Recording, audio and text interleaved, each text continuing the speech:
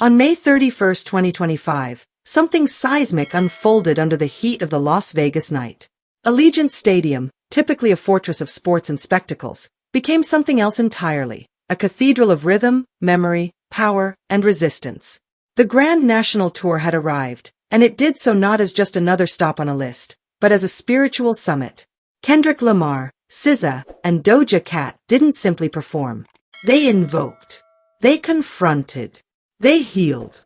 Welcome to celebrity rap life, where the red carpets never roll up and the spotlight never fades. The rewards are legendary. Because in celebrity rap life, every downfall can become a comeback, and every headline tells a deeper story. Hit that like button, subscribe, and turn on notifications so you don't miss a second of what's coming next. The moment you neared the stadium, you could feel the vibrations. Not just soundcheck rumbles or pre-concert jitters, but something deeper, almost ancient. People stood in clusters, wearing everything from streetwear to high fashion, some bearing homemade tribute shirts and glitter-painted signs, others draped in GNX tour jackets, SOS Deluxe hoodies, or shimmering Doja tour scarves. There was something sacred in the anticipation, like everyone in attendance understood they were about to witness more than a show. Inside, the stadium pulsed like a living organism. The crowd stretched from end zone to end zone, a sea of light-up sneakers, neon mesh, statement sunglasses, and beaded bandanas. There was laughter and dancing even before the lights dimmed, strangers bonding over favorite lyrics, sharing water bottles and charger packs. Fans had flown in from across the globe, some holding flags, Nigeria, Brazil, Japan, South Korea, Jamaica, turning the stadium into a global village connected by a love for three artists who, each in their own right, have shaped the sound of a generation. The lights dropped at precisely 8:37 p.m. A sudden, controlled silence. Then a low humming drone crept through the sound system, mysterious, unsettling. The massive LED screens flickered to life, showing flashes of static, protest footage, childhood home videos, and abstract visuals that felt like they came from a dream or a memory too deep to name. Then the digital butterfly appeared, its wings vibrating in rhythm with the hum. Vegas, make some motherfucking noise. And there he was. Kendrick Lamar entered the stage not with a slow walk but with a charge. A man on a mission. Dressed in a white robe beneath a bulletproof matte black vest etched with Los Angeles coordinates, he cut a stark figure. The lights shifted red. The beat to Family Ties dropped like thunder rolling off the mountains. No easing in. Just fire from the start. The floor moved like it had a heartbeat. Thousands of fists in the air. No time to catch breath. He launched straight into Element, followed by DNA. Each word was a gunshot. The screens behind him showed grainy surveillance footage cut with animations of lotus flowers blooming and bombs detonating. The juxtaposition was jarring, but intentional. Kendrick wasn't just rapping, he was painting with emotion. A living thesis on race, legacy, and self-worth. For humble, the audience screamed every lyric before he even touched the mic. Phones shook in the air. The bass rattled drink cups off tables in the VIP section. Kendrick stopped mid-verse to survey the crowd. Y'all feel that? That's not just bass. That's a pulse. That's your bloodline. That's history. Without warning, the stage darkened, and the temperature of the entire venue seemed to drop. A wind machine stirred the stage curtains as the screens faded to golden light. From the center, a platform rose, veiled in mist. And there, framed in a bloom of lilies and jasmine, stood SZA. She looked ethereal. Her dress shimmered like moonlight reflected on water, and as the first haunting notes of Good Days echoed out, the crowd fell silent. Not from boredom or fatigue, but reverence. There was a palpable shift, from rage and resistance to reflection and restoration. Where Kendrick had ripped open old wounds, SZA applied a salve. She flowed into shirt, and behind her, a live string section emerged, their bows moving in unison, adding lush emotional depth.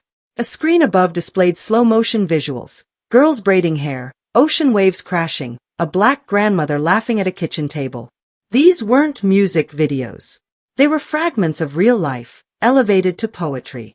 During Snooze, SZA walked down a narrow runway that cut through the crowd, reaching out to the front row, singing directly to them. Tears streamed down people's faces, some mouthing the lyrics, others just frozen in the gravity of the moment. Her voice didn't just glide, it cut, in the gentlest way possible. Then, without a cue, static overtook the screens again. A voice whispered through the speakers, "And now, for something different." A metallic staircase descended from the ceiling. The lighting turned crimson. And then Doja Cat rose from below the stage like a comic book antihero. Black leather, red sunglasses, long hair flowing as fans screamed at decibels usually reserved for emergencies. She opened with, "Paint the Town Red." The stage burst into flames. Dancers in mirrorball helmets and checkerboard bodysuits exploded into synchronized movement. Doja prowled like a tiger, bending reality to her will. Her voice was sharp, playful, fearless. Her command of the crowd rivaled anyone alive. Without warning, SZA returned beside her. The two locked eyes before launching into a custom remix of "Kiss Me More," a down-tempo, almost ethereal version laced with trap drums and a reworked bridge. Halfway through, the music morphed into low, and they tag-teamed the verses, weaving together a sound that was sultry, chaotic, and hypnotic. It wasn't just a duet, it was a musical dialogue. Then the lights dimmed again. Doja took full control, transitioning into her solo set with "Demons." The stage transformed into a rotating cube of mirrors that spun midair. With "Agora Hills," the visuals switched to a desaturated, dreamlike landscape, palm trees swaying, fog rising, time slowing. For "Woman," a jungle overtook the screens while live drummers banged out furious rhythms, pushing the crowd into primal dancing. "Vegas, you feel that?" Doja shouted. "You're not just watching this, you're in it." And she was right. Every single person was drenched in the energy. You could see it in their eyes. This wasn't a spectacle for social media. It was happening in real time, in the veins and hearts of every person there. Kendrick returned just as the lights turned stark white. A spotlight beamed directly on him as he performed "The Blacker the Berry." The visuals turned raw, cell phone footage, riot clips, African tribal ceremonies. His voice quaked with fury and grief.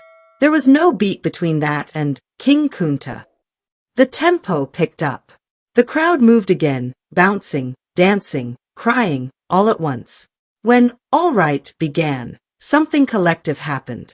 People stood taller. They screamed louder. Flags waved.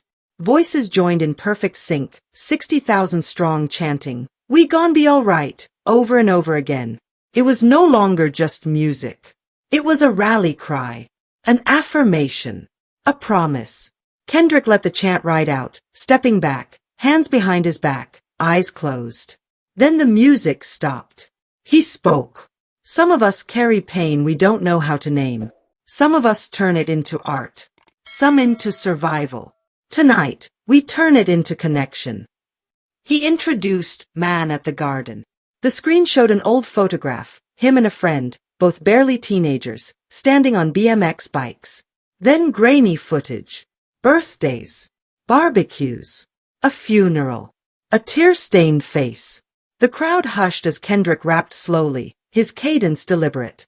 The verse wasn't just lyrics, it was a eulogy. At the climax, the Jumbotron zoomed in on a woman in the front row, his late friend's mother.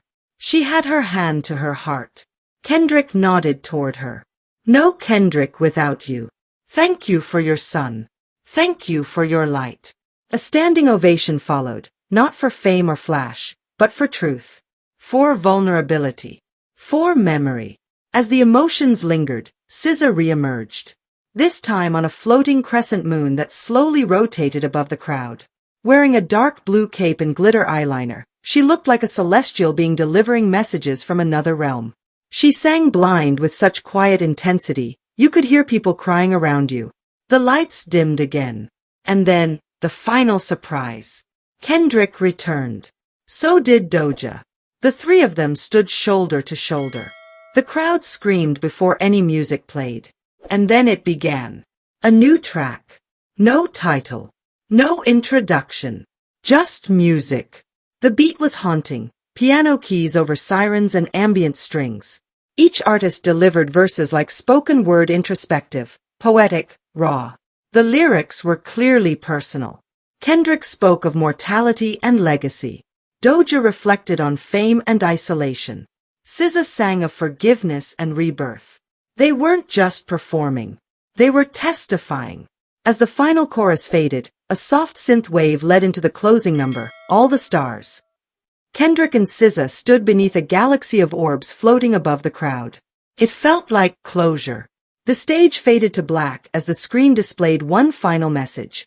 Grand National, a celebration of blood, bone and beauty. There was no encore. Just a long silence. Then the thunder of applause. Outside, the air felt different. Electric. Heavy. People didn't just leave, they lingered. Sharing stories, sitting on curbs, holding each other. Some cried. Others laughed quietly. Many simply stared at the sky, still trying to process what they had seen. For a city that thrives on illusion and surface-level glitz, this night had cut through the noise. Kendrick Lamar, SZA, and Doja Cat had created something unshakable. It wasn't a concert. It was a reckoning. A meditation. A masterclass. What happened inside Allegiant Stadium on May 31st will not fade with time. It was stamped into the bones of everyone who attended. They came looking for music. They found meaning. And the city of Las Vegas, for all its flash and fantasy, will never forget what happened when the Grand National Tour passed through. This story is far from over, and the truth is still unfolding. I want to hear what you think. Drop your take in the comments. And if you don't want to miss the next twist, hit that like button, subscribe, and turn on notifications so you don't miss a second of what's coming next.